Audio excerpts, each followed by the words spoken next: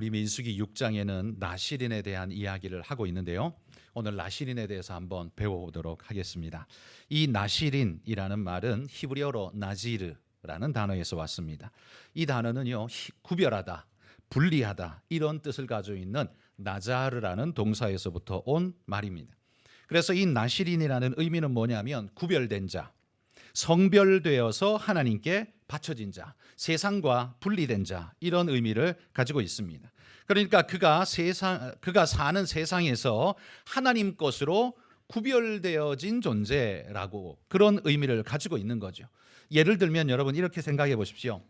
우리나라에도 많은 나라의 대사관이 있습니다. 예를 들어서 미국 대사관이 있는데 한국 땅 안에 자리 잡고 있지만 그 대사관 그 경내 안에는 대한민국의 법이 통용되는 게 아니라 미국 법이 통용됩니다. 그 땅은 대한민국 땅 안에 있지만 그 땅은 미국 땅인 것처럼 인정되어지는 구별된 공간, 그게 대사관이라는 것이죠. 이렇게 구별되다라는 의미는 기존에서부터 분리되어져서 드려졌다라는 그런 의미 가지고 있습니다. 성경적으로도요, 유월절에 어린 양을 잡을 때 유월절 날 그냥 아무데나 가서 양 한 마리 붙잡아가지고 그냥 잡아가지고 제사 드리는 게 아닙니다. 유월절이 정월 14일인데요. 정월 10일 날, 그러니까 유월절 4일 전에 미리 자기 양무리 속에서 1년 된 흠없는 튼실한 양을 하나 데려다가 그 양을 하나님의 구별된 양으로 분리시킵니다. 이게 구별하는 겁니다. 이때부터는 이제 이 양은 내 양이 아니고 하나님의 것입니다. 그러니까 내 마음대로 처리할 수 없고 오직 하나님의 용도로만 쓸 수 있는 그런 양으로 따로 떼어놓는 것, 이게 바로 구별되다라는 의미인 겁니다. 이건 이제 내가 함부로 하고 싶어도 지금까지는 내 거였지만 이제는 더 이상 내 것이 아닌 내 용도로 쓸 수 없고 오직 하나님의 용도로 써야 하는 이 양이 더 착하지도 더 예쁘지도 더 통통하지도 않을지라도 하나님께로 구별되는 순간 이건 하나님의 것이 되어진다는 겁니다. 그 존재의 목적과 이유와 가치가 하나님께 드려지는 순간 다 달라지는 거죠. 나지르 되는 겁니다. 여러분, 이 나실인은요, 이 두 종류가 있는데 어떤 일정 특정 기간, 내가 서원한 특정 기간만 나실인으로 있다가 해제되는 이런 일반 나실인이 있고요. 일평생을 하나님 앞에 나실인으로 드려서 죽을 때까지 나실인으로 살아야 하는 평생의 나실인이 있습니다. 사도 바울 같은 경우에 그가 하나님 앞에 서원하여 일정 기간을 서원을 지키다가 그 서원 기간이 만료될 때에 바울이 갱그레아에서 머리를 깎았다 이 표현을 합니다. 이 서원을 마치는 날 머리를 깎거든요. 그래서 서원이 그 일정 기간 동안 진행되고 그 이후로는 해제가 되는 이런 일반적인 서원이 있습니다. 바울이 그런 식으로 했고요. 말고 삼손이나 사무엘이나 세례 요한 같은 사람들은 일평생을 하나님 앞에 바쳐진 나실인이었습니다. 세례 요한이 그의 어머니의 뱃속에 태중에 있을 때 천사가 고지하기를 포도주와 독주를 먹지 말고 성령의 충만함을 받아 그가 하나님 앞에 쓰임받는 자가 될 거다라고 나실인의 예고를 했습니다. 그래서 이 세례 요한은요, 일평생 동안 나실인으로 살다가 죽었습니다. 성경에 보면 이런 나실인이라는 제도가 있는데 우리에게는 나실이라는 제도가 없죠. 그래서 더 이상 나실인은 존재하지 않습니다만, 제도는 사라졌습니다만 그 역할을 이어받은 자들이 있다. 의미상 그 역할을 이어받은 자들이 있다고 저는 생각합니다. 그들이 누굴까요? 그들은 바로 여러분 성도들입니다. 여러분, 성도라는 말 한자로 보면 거룩할 성자에 무리도자를 쓰고 있습니다. 거룩한 무리들이라는 말이죠. 그러면 이들이 거룩한 무리가 된 것은 그들이 죄가 하나도 없고 순수 그대로의 깨끗함을 가지고 있는 자들이기 때문에 그들만 구별해서 거룩한 무리라고 만들었을까? 그게 아닙니다. 여러분, 이 거룩이라는 단어 제가 자주 말씀드리지만 거룩이라는 단어는 대상이 누구냐에 따라서 의미가 조금씩 달라집니다. 그 거룩의 대상이 하나님이시면 이 거룩은 완벽한 거룩입니다. 무죄한, 그리고 순수 그대로의 완전 무결한 그런 신성의 의미를 나타내는 것이 하나님께 쓰일 때의 거룩의 단어이고요. 그게 거룩의 본질음이죠. 그런데 그 거룩이 인간에게 쓰일 때는 다른 의미로 쓰입니다. 인간은 완전 무결하지도 않고 무죄하지도 않기 때문이죠. 그 인간에게 하나님이 거룩하라라고 명령할 때는 완전 무결하라라는 말이 아니고 하나님께로 구별되었다라는 그런 의미입니다. 그러니까 너는 이제 하나님께 구별된 존재로 살아라라는 의미가 거룩하라라는 의미라는 말이죠. 그가 온전해서 하나님의 사람이 된 것이 아니라 하나님이 너는 내 거라고 말씀하셨기 때문에 그때부터 하나님 것이 된 겁니다. 유월절 전에는 그 양이 무리 속에 함께 있어서 뒤섞여서 그놈이었지만 유월절 4일 전에 주인이 유월절을 위해서 따로 떼어놓는 순간 그때부터 이건 더 이상 주인의 것이 아니에요. 주인이 바뀌었어요. 하나님 거예요. 이게 바로 구별이란 말입니다. 이게 바로 거룩이라는 말입니다. 여러분, 우리가 세상 사람들보다 더 깨끗해서 성도가 된 것은 아니지만 그러나 성경은 바로 성도들에게 더 깨끗할 것을 요구하고 계십니다. 그러므로 성도는 무던히도 예수님 닮은 아름다움으로 살아가려고 노력해야 합니다. 그러나 우리가 그렇게 완전 무결한 깨끗함이기 때문에 성도가 된 건 아니라는 사실을 절대 잊지 말아야 합니다. 그저 하나님께서 세상에서 따로 떼어서 당신의 것으로 구별시켜 놓았기 때문에 우리가 성도일 뿐입니다. 그러므로 여러분, 이게 얼마나 감격스러운 일입니까? 내가 잘나지도 못했는데 나를 특별히 뽑아서 당신의 구별된 백성 삼아주셨습니다.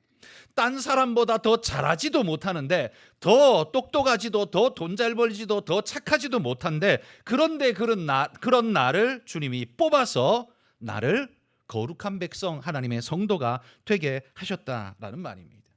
여러분, 그래서 우리가 받은 거룩은요, 내 안에서 나오는 내재적인 거룩이 아니라 하나님이 내게 수여해 주신 수여된 거룩입니다. 하나님은 내재된 거룩자세요. 그분 안에서부터 거룩이 충만하게 넘쳐나시는 본질적인 분이에요. 그래서 하나님의 거룩은 내재적 거룩이지만 우리의 거룩은 절대 우리 안에 없습니다. 하나님이 우리에게 덧입혀 주신, 그래서 수여된 거룩이다, 이렇게 부르는 거예요. 그러므로 저는 이 땅의 모든 그리스도인은 나시린으로 살아야 한다라고 믿습니다. 세상에서 구별되어 하나님 것으로 살아야 하는 거예요. 원래는 자기 것이었지만 내가 예수 그리스도를 나의 주로 고백하는 순간부터, 그때부터 당신은 나의 주인님이십니다. 이제 나는 당신의 종으로 살겠습니다 라고 결단하고 주님 앞에 드려진 자, 구별된 자가, 그게 바로 그리스도인이란 말이에요. 세상과 구별되어서 하나님의 영광을 드러내며 살겠다고 결심하고 하나님 앞에 약속한 자, 그게 그리스도인. 그러므로 우리 모두는 구별의 책무를 지고 있다는 사실을 꼭 기억하십시오. 나는 목사 아니야, 난 선교사 아니야, 나한테 그런 것까지 요구하지 마 라고 말하는 건 그 그리스도인이 해야 할 말이 절대 아닙니다. 여러분이 그리스도인이 되는 순간 이미 그 책무는 여러분에게 주어졌다라는 말이에요.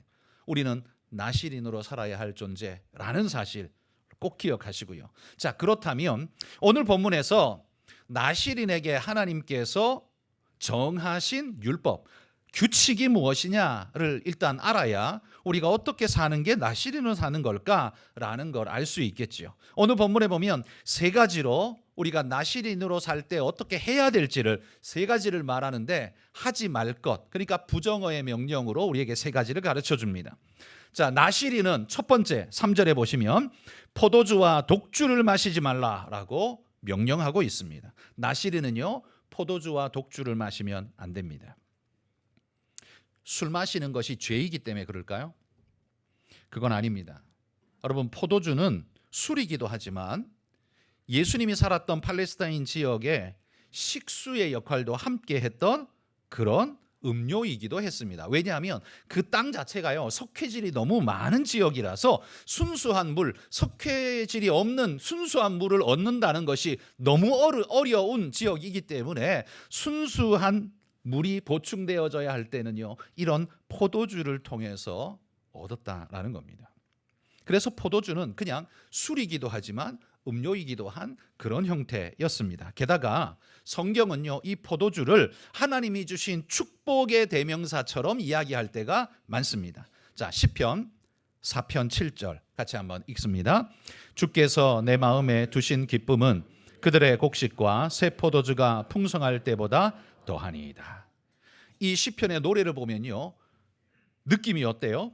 굉장한 감격과 기쁨으로 지금 노래하고 있죠. 주께서 내 마음에 두신 기쁨은 곡식이 풍성할 때처럼, 포도주가 풍성할 때처럼 내 마음에 가득 넘칩니다. 이렇게 지금 노래하고 있는 거잖아요. 그러니까 이 포도주를 마치 곡식과 같은 반열의 중요도를 두고 하나님이 주신 축복으로 인정하면서 노래하고 있다는 걸 볼 수 있죠.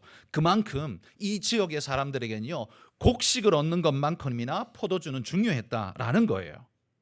그러니까 그냥 먹고 취하는 술 정도의 개념이 아니라 그들에겐 절대 필요한 음료의 개념을 분명히 가지고 있고, 그건 축복의 언어였다라는 이야기예요. 그러면 여러분, 이 포도주가 이렇게 기쁨과 축복을 상징한다면 왜 나실인에게는 금지되었을까요? 나실인은 하나님 앞에 구별되고 난 다음부터는 기쁘게 살면 안 되나요? 늘 다크서클이 내려앉은 상태로, 우울한 상태로 이렇게 살아야 되는 게 그게 나실인의 모습일까요? 그래서 술 마시지 마라, 포도주 먹지 마라 라고 할까요? 그게 아닙니다. 그런 게 아니라 술이 가진 부정적인 영향력, 그 중에서도 특별히 건강하고 중심 잡힌 내면을요, 술이라는 것이 들어와서 흐트러뜨리고 무너뜨리기 때문에 그렇습니다. 그런 악한 영향력 때문에 술을 금하고 있습니다. 그래서 그 사람이 이 포도주가, 이 술이라는 것이 사람을 더럽게 할 때가, 무너뜨릴 때가 너무나 많기 때문입니다. 여러분, 설교단에서 이런 표현을 쓰는 것이 죄송스럽습니다만 여러분의 느낌에 확 와닿도록 하기 위해서 좀 속된 표현을 그대로 쓰겠습니다. 우리 주변에 정말 법 없이도 살 것처럼 정말 온전한 좋은 사람인데 술만 마시면 상태가 이상해진 사람이 있죠. 우리는 그럽니다. 참 사람은 좋은데 술만 마시면 개가 돼. 이런 표현을 쓸 때가 있잖아요. 그렇죠? 이 개가 되는 이 표현은 행실이 무절제하고 함부로 행하는 자가 되었다라는 이야기죠. 그러니까 술이 안 들어가면 사람이 다 바르고 절제하고 온전한데, 이게 술만 들어가면 이 기준이 다 와해되어 가지고 무너져서 그냥 제 상태가 아닌 게 되는 거죠. 이게 바로 술의 역기능입니다. 그런데 이런 역기능이 하나님께 구별된 자에게서 발현되어질 때, 나타나게 될 때, 이건요, 그냥 그 사람이 잘못하는 걸로 끝나는 게 아니라 하나님의 거룩을 더럽히는 일이 돼버린다는 겁니다. 의미적으로 하나님의 거룩을 훼손하는 일이 되어지게 되는 거죠. 그래서 여러분, 목사가 죄를 지으면 사람들이 손가락질하면 목사가 저 모양이야 라고 손가락질 하겠죠. 뭐 그 사람이 잘못했으니까 그 사람이 욕먹는 건 상관없는데, 목사가 욕먹는 건 그게 목사로 끝나는 게 아니라 교회와 그 다음에 하나님까지 욕먹는 일이 되어져 버리지 않습니까?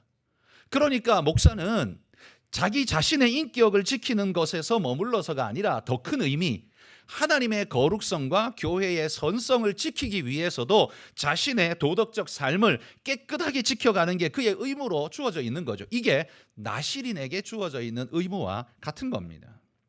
그러므로 여러분, 성별된 자, 이 나실인은요, 술 취해서 하나님의 영광을 가릴 그 가능성 자체를, 그러니까 그렇지 않을 수도 있지만 그렇게 될 확률이 많다면 아예 그 가능성 자체를 거부하겠습니다. 마셔도 되지만 안 마시겠습니다 라고 하는 것이, 그게 바로 나실인의 사명이란 말이에요.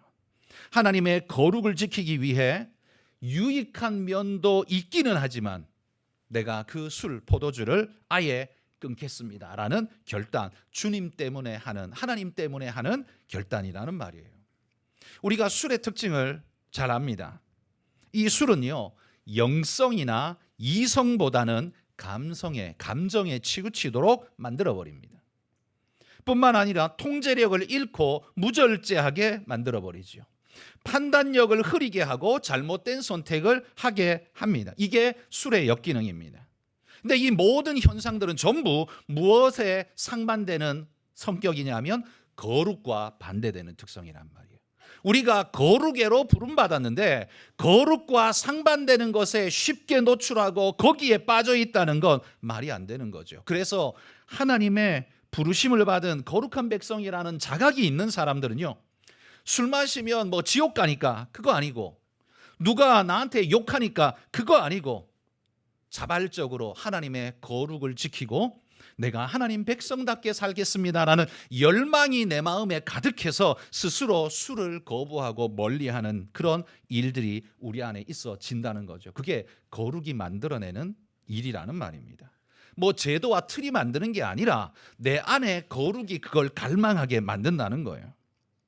죄의 근처에도 가지 않겠습니다 라는 결단을 하게 한다는 거예요.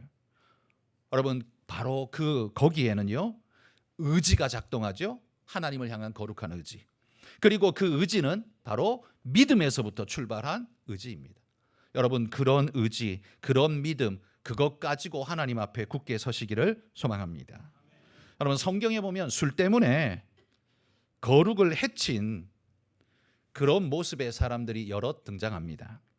노아, 하나님이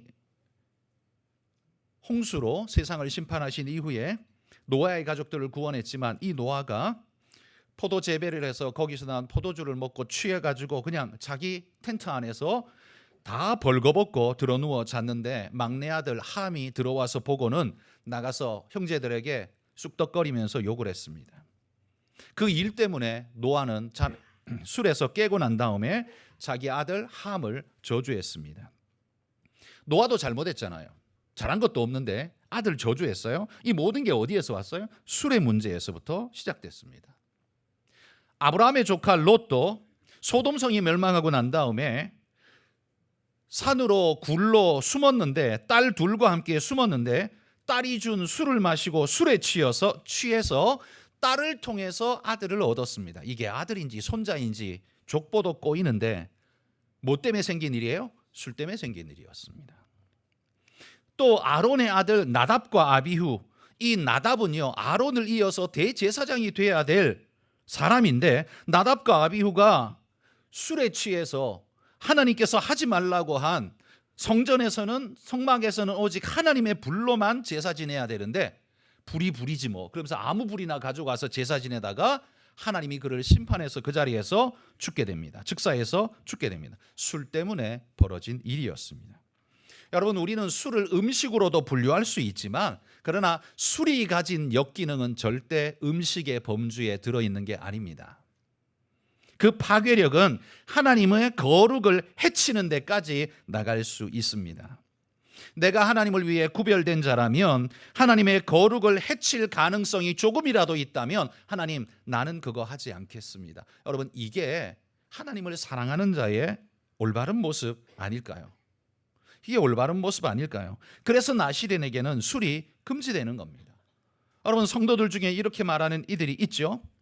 성경에 어디 술 취하지 말라 그랬지 술 마시지 말라 그런 적 있냐? 라고 이야기합니다. 이 사람은 지금 뭘 하고 싶은 거예요? 술 마시고 싶은 거예요. 하나님의 거룩을 향한 열망이 움트는 게 아니라 술이 가지고 있는 유혹에 빨리 끌려가고 싶은 마음이 가득할 뿐입니다. 그러니까 왜 그렇게 말하는가를 들여다보면 그 사람은 하나님께 열망이 있는 게 아니라 술에 열망이 있는 사람일 뿐이에요. 그 사람의 말은 틀리지 않았습니다. 술 취하지 말라. 그죠? 술 취하지 말라 그랬지 마시지 말라 그랬냐? 예수님도 성찬식에 포도주를 쓰셨고 뿐만 아니라 식사할 때마다 포도주를 드셨습니다. 그건 그들의 음식이었으니까요. 다 썼습니다.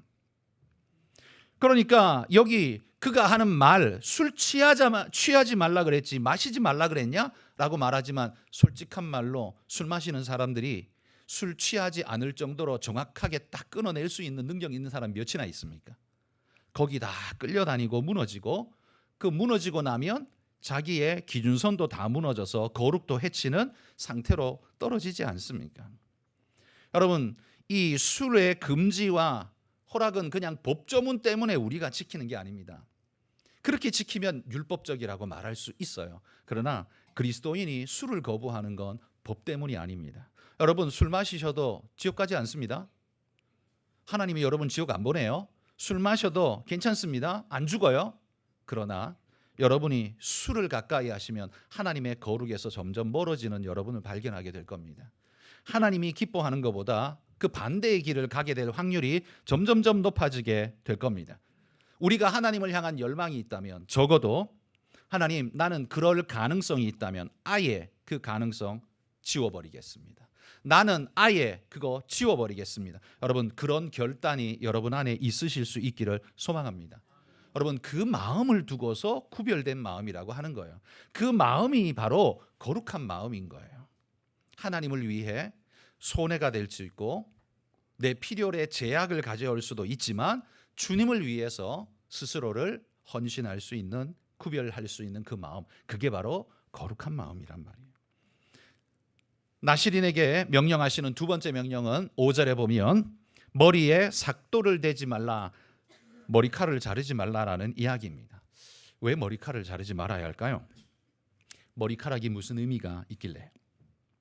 유교에서는 신체발부 수지부모라고 해서 부모님이 주신 것을 감히 손대는 것은 효성에 어긋나는 일이다 라고 하기 때문에 그렇다 할 수 있지만, 이스라엘은 유교를 믿는 것도 아닌데 왜 머리카락을 이야기하고 있을까요? 여러분, 이 머리카락은 인간의 가장 높고 영광스러운, 신체 중에서 가장 높고 영광스러운 부위, 머리죠. 그리고 우리의 생각과 사고, 그래서 우리의 삶이 만들어지는 곳, 그곳이 바로 머리이죠. 그래서 그 머리에 하나님께서 징표를 남기신 거예요. 내가 너 위에 있고 네가 나와 약속했다. 서원의 기간 동안은 그것을 기억하고 기념하라. 그래서 하나님이 그 머리에 머리카락을 자르지 않도록 그렇게 징표로 남겨두셨다는 겁니다. 여러분, 그렇게 징표가 남아있으면 다른 사람들 눈에도 띄겠죠. 그죠? 동네 사람들에게도 눈에 띄어서 저 사람은 하나님께 서원한 사람이야. 우리가 뭐 술 마시라고 권하거나 그러면 안 돼. 저 사람은 서원을 지켜야 돼. 그 하나님한테 죄가 되는 거야. 그러면서 그 사람을 지켜주고 보호하는 역할도 할 수 있겠죠. 여러분, 하나님은요, 인간이 눈에 보이는 흔적이 없으면 금방 잊어버린다는 걸 하나님은 너무 잘 아십니다. 그래서 하나님이 중요한 것은요, 기념하라라는 말로써 매년 반복해서 예식을 통해서 그것을 기억하도록 하나님 명령하셨어요. 예식을 통해 매년 기억하도록, 6월절 같은 이런 식으로 기념하게 하셨어요. 마찬가지로 이 나실인의 기간 동안은요, 머리카락을 자르지 않아서 덥수룩한 그 머리가 하나님께 서원된 존재, 하나님의 명령에 순종하고 따르는 존재라는 걸 계속 기념할 수 있도록, 보고 자각할 수 있도록 만들어주는 장치였다라고 저는 생각합니다. 그렇다면 오늘 그 말씀이 오늘 이 시대를 사는 우리에게는 어떻게 적용될 수 있을까요? 여러분에게 이렇게 한번 제가 여쭤봅니다. 성도 여러분, 거룩을 지키기 위해서 여러분은 어떤 구별된 흔적을 여러분의 몸에, 여러분의 삶의 라이프 스타일에 가지고 계십니까? 그런 거 너무 율법적인 거 아닌가요? 라고 물으실 수 있지만, 여러분이 하나님을 위해 그런 열망을 가지고 있다면 그건 율법적인 게 아니라 오히려 인간의 겸손함인 겁니다. 왜? 나는 내버려 두면 항상 흩어지고 무너지고 쓰러지는 존재라. 하나님 앞에 내 삶을 어거하고 바르게 붙잡아서 주님 앞에 내어놓지 않으면 하나님, 나는 연약합니다. 무너집니다. 그래서 나를 붙잡아 주옵소서. 이렇게 하나님 앞에 서 있겠습니다 라는 결단으로 우리는 구별된 어떤 흔적을 우리 삶에 갖는 겁니다. 여러분은 하나님의 말씀을 지키고 하나님 백성으로 살기 위해 어떤 흔적을 가지고 계십니까? 그런 흔적을 다 율법적이라고 말하면서 다 내팽개치고 세상처럼 막 사는 것, 그게 그러면 복음적인 겁니까? 세상 사람들이 하는 대로 막 사는 거, 그게 복음적인 거예요? 그건 절대로 복음적인 게 아니에요. 스스로가 속는 겁니다. 여러분, 사람들로 하여금 쟤는 술 안 마셔, 저 정말 교회 성실하게 잘 다녀, 세상 사람들은 그렇게라도 우리를 인정해주고 이해해주고 받아줄 수 있도록 우리 안에 적어도 어느 정도의 흔적은 가지고 있어야 하지 않을까요? 율법으로 가지란 말은 아닙니다. 여러분 마음에 하나님을 향한 열정으로, 열망으로 그런 거 가져야 하지 않을까요? 그게 술이 아니라 다른 어떤 거라도 여러분 가지셔야 하지 않을까요? 저는 여러분들이 나실인의 흔적을 가지시기를 축복합니다. 그것 때문에 불편함이 찾아오겠지만 주님이 나를 구원하시고 나에게 복 주신 은혜의 크기에 비하면 이까짓 불편함, 이거는 아무것도 아닙니다 라고 말할 수 있는 사람, 그 마음에 열정이 있는 사람, 그게 진짜 아닐까요? 그게 진짜 신앙 아닐까요? 그조차도 없다면 그 사람은 그냥 교회를 한마디로 다니는 사람이지 신앙인은 아니잖아요. 여러분, 우리가 왜 주일 성수를 합니까? 하나님을 사랑하고 그분의 말씀을 사모하기 때문에 주 앞에 나와 내 하나님과 내가 맺은 약속을 잘 지키겠습니다. 하나님, 내가 세상에 하나님과의 약속 시간을 세상과 맞바꾸는 그런 일은 절대 하지 않겠습니다. 이런 흔적을 여러분 안에 가지기 위해서 여러분 주님 앞에 나오지 않습니까? 수입에 11조를 드리는 것도 마찬가지고요. 이익 중심이 아닌 말씀 중심으로 살겠다고 몸부림하는 것도 여러분 결국 나실인의 흔적 아닐까요? 여러분 안에는 어떤 흔적들이 있으십니까? 몇 개라도 있으시기를 축복합니다. 마지막 세 번째, 나실인에게 하나님이 명하신 세 번째는 6절에 보면 시체를 가까이 하지 말라 이렇게 말합니다. 나실인은요 절대 시체를 손댈 수 없었습니다. 7절에 보십시오. 거기 보시면 서원하는 기간 동안에는요 부모와 형제가 죽어도 그 시신을 손댈 수가 없었습니다. 그럼 장례 누가 쳐요? 다른 형제가 쳐야 돼요. 친척이 하거나. 그 나실인 하는 그 기간 안에 있는 사람은 절대로 부모의 시신이라도 손대면 안 돼요. 이건 유교적 개념으로 보면 굉장히 불효의 이야기인데 왜 이럴 수 있느냐 하면요, 하나님과 맺은 약속, 그러니까 부모보다 훨씬 높은 부모이신 우리 하나님과 맺은 약속을 지키기 위해서 낮은 부모인 우리 부모님의 그것으로 깨뜨릴 수 없다. 그래서 그걸 지켜가는 겁니다. 여러분, 이 명령은요 사실 원래 대제사장에게 명하신 명령이었거든요. 레위기 21장 10절 11절 읽어봅시다. 자기의 형제 중 관유로 부음을 받고 풀지 말며 그의 옷을 찢지 말며 어떤 시체에든지 가까이 하지 말지니 그의 부모로 말미암아서도 더러워지게 하지 말며. 대제사장은 그의 부모로 말미암아서도 절대로 부정케 되면 안 됩니다. 시체를 만지면 안 됩니다. 대제사장은요 개인이 아니라 이스라엘 전체의 대표이기 때문에 그렇습니다. 그런데 놀라운 건 나실인에게도요 대제사장에게 요구한 것과 똑같은 요구를 하고 있다는 사실이 놀랍지 않습니까? 이건 어떻게 보면 나실인을 대제사장급으로 보고 있는 건가? 이런 생각이 들 정도입니다. 그런데 그런 의미는 아닙니다. 나실인이 대제사장급이라서 그런 게 아니라 서원이 뭡니까? 누구하고 맺은 언약이에요? 하나님께 맺은 언약이에요. 그러면 이 약속의 엄중함은 하나님 무게만큼 무거운 거예요. 그렇기 때문에 대제사장과 같다는 건 대제사장 수준이란 말이 아니라 약속의 대상자가 하나님이기 때문에 하나님 무게만큼 지켜야 되는 거예요. 그게 나실인이란 말이죠. 대제사장도 하나님의 언약 속에서 그 일을 하기 때문에 대제사장도 그 무게를 가지지만 나실인도 그 무게, 하나님의 무게로 그걸 지켜가야 한다는 거죠. 그러니 하나님께 서원한 자는요 결단코 그걸 어길 수 없고 가벼이 여길 수가 없는 것이죠. 절대로 시신을 만질 수가 없었습니다. 가까이 할 수가 없어요. 부모라 할지라도. 그러면 성도 여러분, 오늘 신약을 살아가는 우리에게는 이거 어떻게 적용할까요? 우리 부모님이 돌아가시면 입관할 때 그 염을 해둔 부모님의 시신을 손을 얹고 눈물로 석별애정을 나누며 눈물로 안타까워하는 그거 하면 안 되나요? 해도 됩니다. 부모님의 관에 손을 얹고 눈물 흘리면 안 되나요? 해도 됩니다. 전혀 상관없습니다. 우리는 인간의 도리를 그렇게 표현하는 것 전혀 이상 없습니다. 그러면 구약의 이 나실인에게 말한 죽음에 대한 명령은 우리가 어떤 식으로 적용할 수 있을까요? 저는 여러분에게 이렇게 적용하라고 제안을 드리고 싶습니다. 뭐냐 하면 죽은 자에게 손댈 수 없다 이런 껍데기적인 요소가 아니라요, 성도는 죽음의 일을 행하거나 그런 일을 만들어서는 안 된다라는 의미로 받으시기 바랍니다. 죽음의 일이 뭡니까? 사람을 죽이는 살인행위, 그건 당연히 안 되고요. 말로써 사람을 인격을 살해하는 행위, 이런 것도 안 되고요. 이런 죽음의 그림자, 아픔의 고통의 그림자를 만들어내는 것 자체를 멀리하라는 겁니다. 그러니까 시체를 가까이 하지 말라라는 말처럼 여러분 안에서 누군가를 향해 죽음을 자아내는 그 어떤 일도, 어떤 말도, 어떤 농담도 하지 마십시오. 그건 죽음의 일입니다. 죽음의 일은 누가 하는 거예요? 그건 마귀가 하는 일이에요.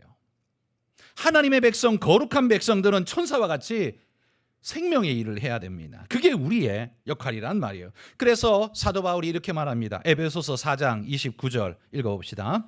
무릇 더러운 말은 너희 입 밖에도 내지 말고 오직 덕을 세우는데 소용되는 대로 선한 말을 하여 듣는 자들에게 은혜를 끼치게 하라. 여기 더러운 말이 뭘까요? 이 더러운 말이야말로 합당치 않은 말이고 하나님 앞에 드러내기 매우 부끄러운, 하나님께서 인상 찌푸릴 만한 그런 말들인 거예요. 더러운 말이라고 표현되어 있습니다. 여러분, 여기에 예수님은 한술 더 떠서 무슨 말씀까지 하셨냐면 산상수훈에서 이렇게 말씀하셨어요. 네 형제에게 라가라 하는 자는, 라가 한국말 아닙니다. 이 아람어인데 라가, 이 무슨 말이냐면 이 관자놀이 사이가 비어 있는 사람, 이 말입니다. 이 안에 비어 있으면 뭐예요? 네, 골빈 사람이란 말이에요. 이 욕이거든요, 욕. 그러니까 바보 멍충이라는 이 소리입니다. 그러니까 라가라고 부르는 자는 공회에 잡혀가게 되고 미련한 놈이라고 말하는 것만 해도 지옥불에 들어간다라는 굉장히 무거운 이야기를 하셨어요. 이게 다 뭡니까? 상대방의 인격을 짓밟고 인격 살인을 하고 모독을 하는 일들, 그러니까 빛의 일이 아닌 어둠의 일, 죽음의 일들을 만들어내는 모든 것에 대해서 예수님이 거절하고 계신 거예요. 그 모든 걸 지금 금기시하고 있는 겁니다. 여러분, 우리는 장난으로라도 농담으로라도 그런 어둠의 죽음의 그림자가 드리워지는 일들을 해서는 안 됩니다. 왜? 우리는 구별된 하나님의 나실인 그리스도인이기 때문에 그렇습니다. 그 모든 말들은 장난으로 넘어간다고 말하지만 여러분이 당해보시면 알지만 그 장난으로 넘어가져요? 안 넘어가집니다. 마음에 분명히 남습니다. 마음에 스크래치가 쫙 나서요. 그 사람을 향해 억하심정이 반드시 생깁니다. 어둠의 그림자가 생긴단 말이에요. 그것이 확장되어지면 어디까지 가요? 살인까지도 갈 수 있어요. 그게 바로 죽음의 그림자 아닙니까? 그러니까 그 죽음의 그림자를 시작부터 하지 말라는 거예요. 그게 거룩한 자가 해야 할 마땅함이다라고 이야기하는 겁니다. 여러분, 나의 모든 하나님이 주신 은사와 달란트가 사람을 살리고 세우고 하나님의 영광을 나타내는 일에 쓰임받기를 소원합니다. 이게 구별된 모습 아닙니까? 이게 구별된 것 아닙니까? 남들과 달리 어깨 피고 좀 스포트라이트 받으면서 좀 뻐기는 거, 이게 구별된 게 아니고요. 살아가는 삶의 양태 자체가, 모습 자체가, 그 삶의 방향성과 목적 자체가 다른 사람들하고 달라요. 이게 구별된 거란 말입니다. 여러분, 이런 모습이 우리의 모습이어야 합니다. 그런 의미에서 우리 모든 그리스도인은, 목사와 선교사만이 아니라 모든 그리스도인은 하나님 앞에 영적 나실인이라는 사실을 기억하고 여러분 그렇게 거룩하게 살아가시기를 축복합니다. 그것이 하나님의 뜻입니다. 여러분, 그래서 여러분을 보는 사람들이 여러분의 구별된 모습을 보고 사람이 정말 저렇게 살아야 되지 않을까? 어떻게 하면 저렇게 살 수 있지? 저 사람은 어떻게 하다 저렇게 살지? 물어보니까 예수님 때문이래. 하나님 때문이래. 그러면 나도 하나님 믿어야겠다라는 마음으로 전이되어져 가는 것, 그게 전도 아닌가요? 바로 그게 우리가 해야 할 전도 아닌가요? 그러기 위해서 우리는 하나님 앞에 구별된 모습으로 사셔야 됩니다. 입만 살아가지고 그냥 뭐 별별 이야기 끄집어내가지고 자기 핑계, 자기 이유에 그냥 무덤을 만들어가지고 그 속에 숨어 살려고 하지 마시고, 그건 다 하나님 앞에 부끄러운 것이고요. 하나님이 기뻐하는 거룩함으로 우리 믿음의 모습을 잘 드러내며 사시기를 축복합니다.